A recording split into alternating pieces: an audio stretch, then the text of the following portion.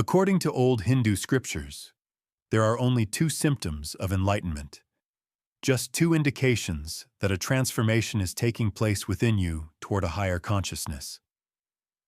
Let's say you sit in self-reflection, and suddenly the whole room fills with sunlight.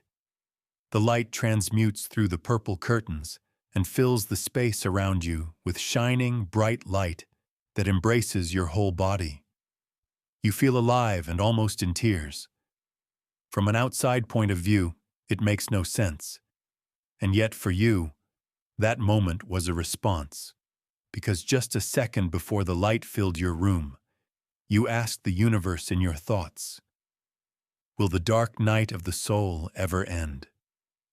When we enter into direct communion with the universe, the barrier between outer and inner becomes very thin. The more we engage with the divine, the thinner the line between psyche and reality becomes.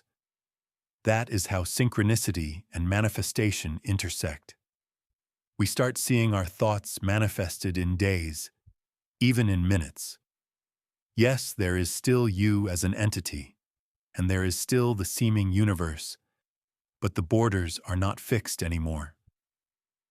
You see messages in a drop of water, in wooden bark, in the space between two objects. The communication makes all the fixed barriers fluid. That is how the mental realm blends in with the physical realm. Anything is your messenger when your perception is open. And so it begins, a life filled with symbols only you can decipher. The sublime wisdom is ungoogleable. We can only share our experiences with each other and recognize the patterns, to acknowledge without the need to explain, to see the pattern instead of brushing it off as a mere mind game. In the end of the video, we will discuss how to understand the messages that synchronicities are trying to convey and how to intensify that experience. This is a book in which Carl Jung goes in most about the nature of synchronicities. We often dream about people from whom we receive a letter by the next post. I have ascertained on several occasions that at the moment when the dream occurred, the letter was already lying in the post office of the addressee.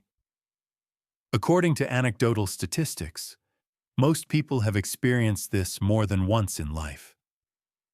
You think about a distant person for the whole day, only to receive a message from them in the evening. That is how people tune into each other's energies. Sometimes you see 11:11, and sometimes you unknowingly are that 11:11 moment for some stranger in the supermarket, because your t-shirt says "dump him" or "stay strong, never give up." Strangely enough, we are all sometimes divine messengers in other people's lives. Synchronicities mainly speak in three languages.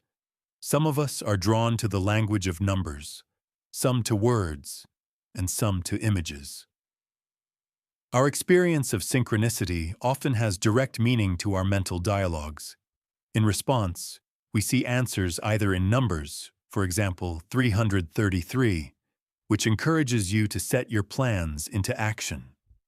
Words, for example, a word on a car plate or billboard, and visual answers, such as certain pictures occurring on TV, in YouTube video content, or in your Instagram feed. Whatever language we are more open to, we can receive sacred meanings out of it. Synchronicity also seems to provide us with a pointer or window to a higher organizing force in the universe.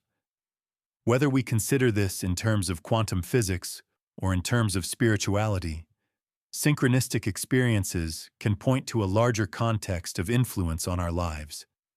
This influence often seems benevolent and affirming to those who experience it, even when current circumstances seem detrimental. We might be more resilient if we have had prior experiences where things seemed meant to be.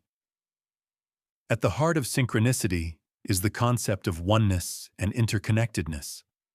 It suggests that everything in the universe is connected in some way, and that these connections can manifest in our lives through synchronistic events. When we begin to see the world through this lens of interconnectedness, We start to notice patterns and connections that we may have previously overlooked.